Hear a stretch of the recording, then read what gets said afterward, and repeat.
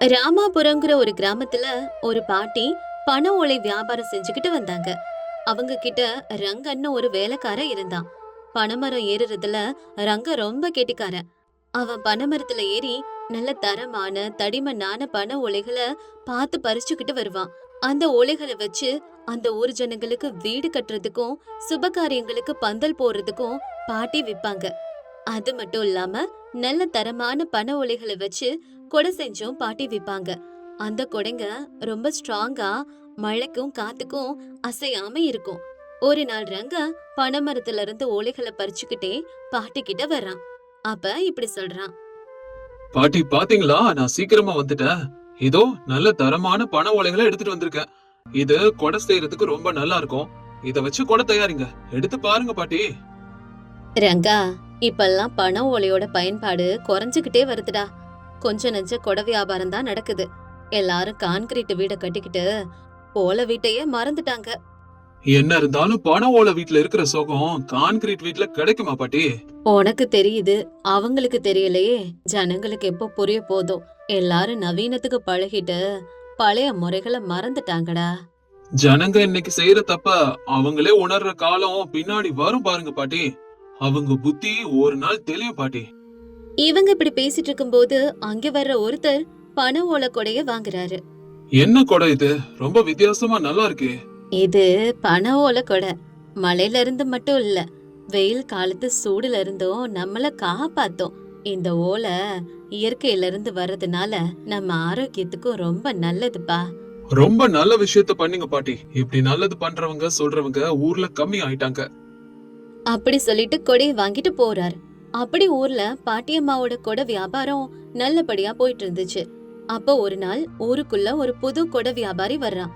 அவன் பேரு அப்பாராவ். அவன் கலர் கலரான கொடைகள் எடுத்துக்கிட்டு வந்து ஊர்ல விற்க ஆரம்பிக்கிறான். அப்புறம் இந்த கொடையோட விலை எவ்வளவுன்னு? ரொம்ப அழகா இருக்கு. கலர் கலரான கொடைய நாங்க பார்த்ததே இல்லைன்னு. பாக்குறதுக்கே வித்தியாசமா ரொம்ப நல்லா இருக்கு. வாங்க வாங்க, உங்களுக்கு இந்த கொடையெல்லாம் பிடிச்சிருக்குன்னு நினைக்கும் போது எனக்கு ரொம்ப ரொம்ப சந்தோஷமா இருக்கு. விலை என்னங்க விலை? இந்த கொடை இந்த ஊர்க்காரங்களுக்காகவே நான் டவுன்ல இருந்து ரெடி பண்ணி கொண்டு வந்திருக்கேன். அந்த கலர் கொடைகளை பார்த்து மயங்கின ஊர் ஜனங்க அந்த கொடைய வாங்க ஆசைப்படுறாங்க. ஒரு நாள் அப்பாராவ் ஊர்ல கொடை வித்துக்கிட்டு இருக்கும்போது ரங்கா இத பாக்குறான். ரங்காவுக்கு இத பார்த்தோனே ஷாக் ஆகுது. உடனே வந்து பாட்டி கிட்ட இப்படி சொல்றான். பாட்டி பாட்டி, நம்ம கொடை வியாபாரத்துக்கு ஆபத்து வந்துருச்சு. என்னடா, என்ன விஷயம்? தெளிவா சொல்லுடா. எதா இருந்தாலும் என்ன ஆபத்து? பாட்டி, என்னன்னு நான் சொன்னா நீங்களே பதட்டப்படுவீங்க. அந்த அளவுக்கு விஷயம். அட, விஷயம் என்னன்னு முதல்ல சொல்லுறங்க. நம்ம ஊருக்கு புது வியாபாரி வந்திருக்கான். அவன் கலர் கலரான கொடை எடுத்துக்கிட்டு வந்து நம்ம ஊர்ல வித்துக்கிட்டு இருக்கான். அந்த கலர் கொடைகளை பார்த்து மயங்கின நம்ம ஊர் ஜனங்க அத வாங்க நான் நீனு போட்டு போட்டுட்டு நிக்கிறாங்க. அந்த கொடை நல்லா இருந்தா வாங்கட்டும்டா, விடுறங்கா. அட போங்க பாட்டி, அந்த கொடையில கலர் தவிர வேற எந்த தரமும் இல்ல. சின்ன மழைய கூட அது தாங்காது. அந்த வியாபாரி என்னென்னமோ பேசி அந்த மொக்க கொடைய நம்ம ஊர்க்காரங்க தலையில கட்டுறான். காலம் போக போக ஜனங்க யோசிக்கிறதே நிறுத்திட்டாங்கடா. இவங்க நிலைமை புதுசா ஏதாவது வந்தா அத வாங்கணும், பழச மறந்து போயிடணுங்கிற மாதிரி ஆயிடுச்சு. அவங்க செஞ்ச தப்ப அவங்களேதான் புரிஞ்சுக்கணும். ஆனா நம்ம ஊர் ஜனங்க ரொம்ப கஷ்டப்படுவாங்க பாட்டி. அந்த வியாபாரியோட பேச்ச எல்லாரும் நம்புறாங்க. அதுதான் இப்ப பிரச்சனையே. அவன் ஏமாத்துறான். நீ சொல்றது சரிதாரங்கா. அவன் நம்ம ஊர்க்காரங்களை ஏமாத்தி அந்த கொடைய விக்கிறான். நாளைக்கு கொடை உடைஞ்சு போனா ஊர் ஜனங்க தான் கஷ்டப்படுவாங்க. சரி வா, நம்ம போய் இத பத்தி அவங்க கிட்ட எடுத்து சொல்லுவோம். ரங்காவும் பாட்டியம்மாவும் போய் ஊர் ஜனங்க கிட்ட அந்த கொடைய பத்தியும் அப்பாராவ் செய்யற ஏமாத்து வேலைய பத்தியும் சொல்ல முயற்சி பண்றாங்க. ஆனா அவங்க பேச்ச ஊர் ஜனங்க கேட்கல. ஒரு நாள் வழியில போறவங்களை நிறுத்தி பாட்டி இப்படி சொல்றாங்க. எல்லாரும் கேளுங்க, அந்த கொடை வியாபாரி சொல்ற பேச்ச நம்பி தரமில்லாத கொடைகளை வாங்காதீங்க. அது பாக்குறதுக்கு கலரா இருக்கு, ஆனா அதுல எந்த தரமும் இல்ல. சின்ன மழைய கூட அது தாங்காது. தயவு செஞ்சு அதை வாங்கி ஏமாறாதீங்க. அத சொல்லத்தான் நான் உங்களை தேடி வந்தேன். சொல்றத கேளுங்கம்மா. என்ன பாட்டி, ஊர் ஜனங்க எல்லாரும் உன்கிட்ட கொடை வாங்குறத நிறுத்திட்டு கலர் கொடை வாங்குறதுனால அந்த வியாபாரி மேல உனக்கு பொறாம வந்துருச்சா? அதான் அப்படி சொல்றியா? தம்பி, நான் யாரு மேலும் பொறாமப்படலப்பா. நம்ம ஊர் ஜனங்க ஏமாறக்கூடாதுன்னு தான் சொல்றேன். மத்தபடி ஒன்னும் இல்லப்பா. பாட்டி, சும்மா சொல்லாத. அந்த கொடை வியாபாரி வந்ததுக்கு அப்புறம் உன்னோட வியாபாரம் குறைஞ்சு போச்சு. அதனால அவன் மேல பழி சொல்ற. அதுவும் இல்லாம நீ விக்கிற கொடை ரொம்ப விலை அதிகமா இருக்கு. அவன் ரொம்ப கம்மி விலைக்கு தர்றான். அதனாலதான் நாங்க எல்லாரும் அவன்கிட்டயே வாங்குறோம். அதுல என்ன தப்பு இருக்கு? எதுக்கு இப்படி வந்து சொல்லிட்டு இருக்க? நானும் அதைத்தாம்மா சொல்றேன். தரம் இல்லாததுனாலதான் அவன் கம்மி விலைக்கு தர்றான். வீணா அந்த கொடைய வாங்கி உங்க காசு செலவழிக்காதீங்க. உங்க நல்லதுக்கு தான் நான் சொல்ல வர்றேன், புரிஞ்சுக்கோங்க. அப்படியெல்லாம் சொல்லி பாட்டி அவங்களுக்கு புரிய வைக்க முயற்சி பண்றாங்க.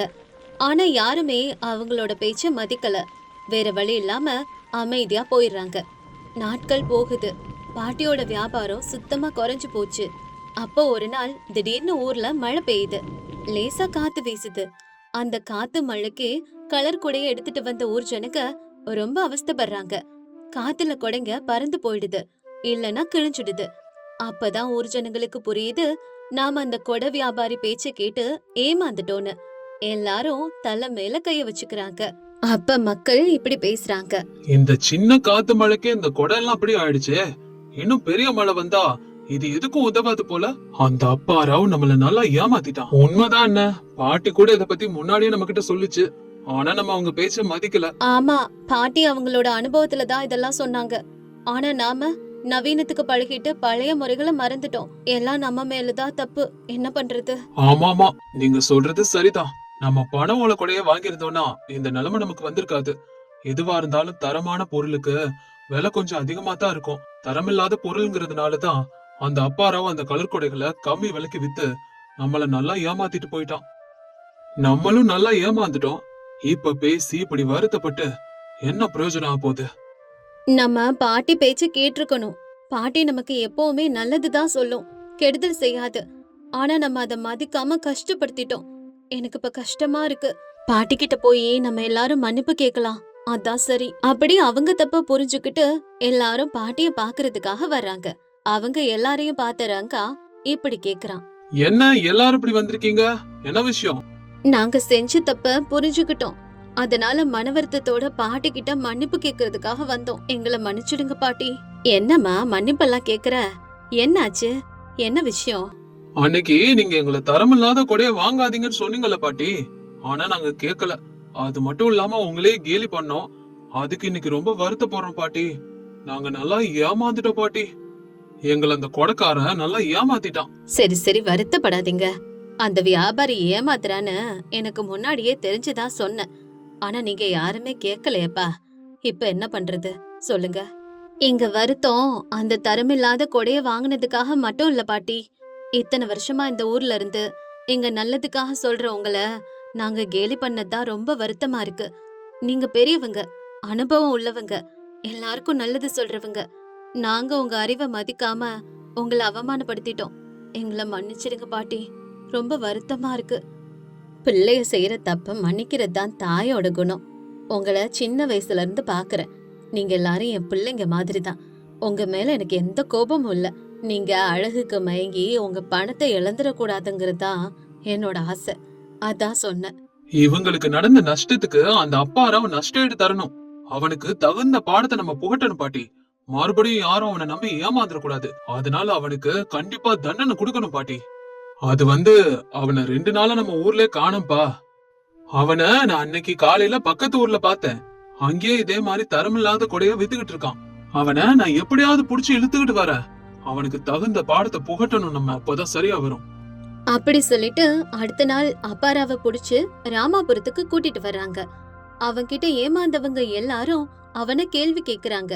வேற வழி இல்லாம காசெல்லாம் திருப்பி கொடுத்துறான். உங்க எல்லாரையும் நான் கெஞ்சி கேக்குறேன். எல்லாரும் என்ன மன்னிச்சிடுங்க. இனிமே இந்த மாதிரி எந்த ஒரு தப்பையும் நான் செய்ய மாட்டேன். மன்னிச்சு விட்டுருங்க. எனக்கு பொண்டாட்டி புள்ள குட்டிங்க இருக்காங்க. என்ன தண்டிச்சிடாதீங்க.